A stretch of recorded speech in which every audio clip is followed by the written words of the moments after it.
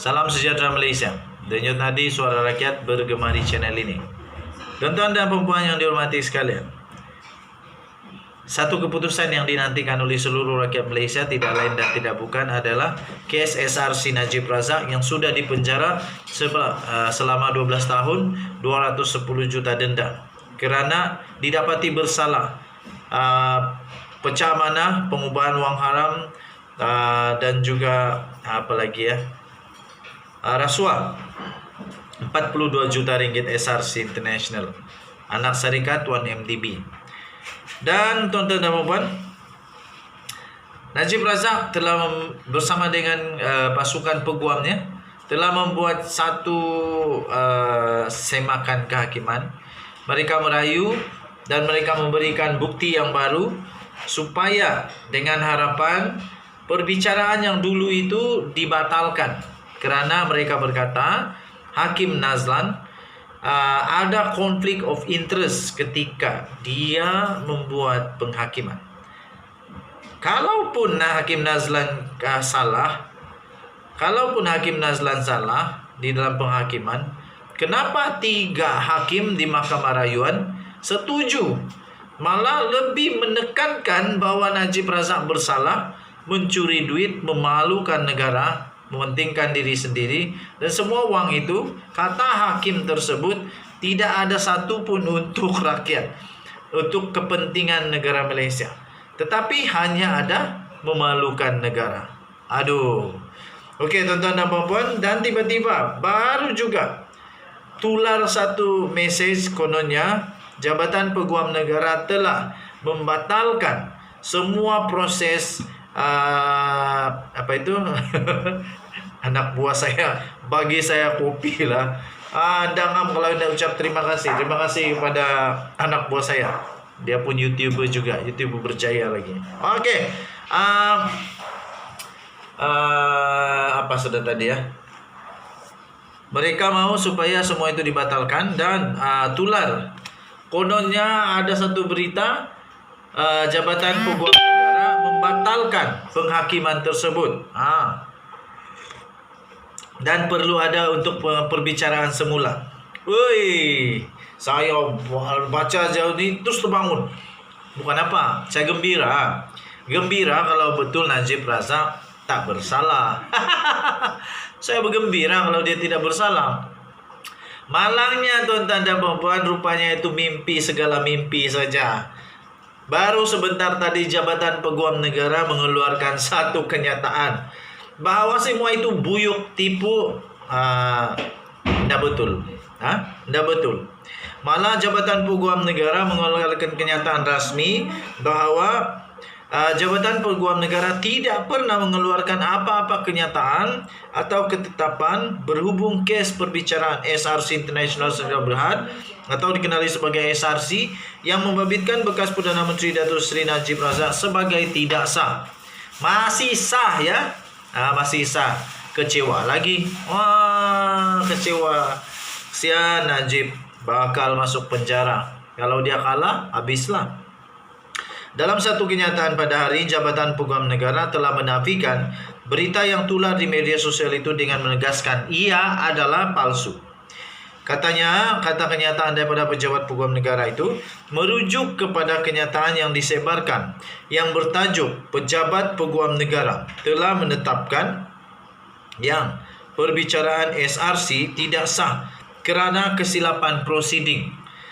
Jabatan ini menafikan ada membuat ketetapan seperti yang dikatakan dalam kenyataan yang tersebar itu, katanya. Pada awal Jun yang lalu, Najib memohon untuk Mahkamah Persekutuan mengisytiharkan keseluruhan perbicaraan penyelewengan dana sebanyak 42 juta ringgit SRC yang dihadapi di Mahkamah Tinggi batal dan tidak sah. Begitu juga beliau juga memohon Mahkamah menimbangkan semula diadakan perbicaraan semula.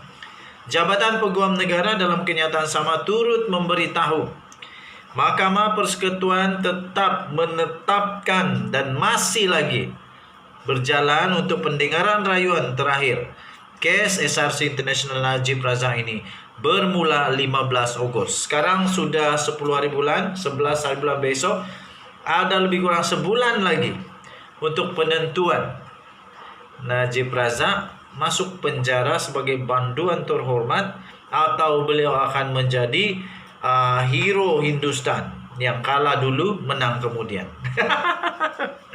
Apapun saya mendoakan semoga Najib Razak menang. Oke. Tapi saya tetap dengan pendirian, hakim punya keputusan betul, mahkamah punya keputusan tetap betul. Salah tetap salah. Macam mana bagus pun, baik pun, kalau salah tetap salah. Mana boleh. Itulah betul. Ada satu artikel yang saya baru baca yang ditulis oleh seorang profesor daripada Unimas. Dia kata, sehingga rakyat Malaysia mengejek, memberli, menyindir dengan pedas sekali membandingkan isu kes SRC Najib Razak 42 juta ringgit dengan orang yang mencuri di pasaraya. Ada lagi tadi tengah hari saya ada tengok satu TikTok. Saya dah lupa apa akaun TikTok dia, tapi lucu betul. Seorang wanita, ibu-ibu, mama-mama dari Sabah, menyuntil lagi. Dia bilang, satu-satunya negara di dunia. Lucu lah. Satu-satunya negara di dunia, dia kata, yaitu orang yang mencuri Milo, 2 bungkus Milo di penjara 14 hari. Dia kata. Tetapi orang yang sudah dijatuhkan hukuman kerana mencuri 42 juta ringgit masih bebas untuk untuk berpolitik.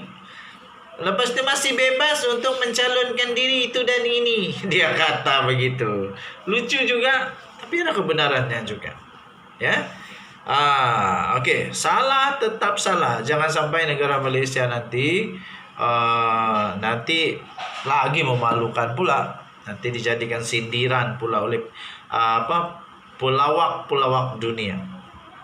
Okey, jadi menutup kepada kenyataan tersebut daripada Jabatan Peguam Negara, Jabatan Peguam Negara mengeluarkan kenyataan, Jabatan Peguam Negara akan hadir sebagai responden atau pendakwa raya.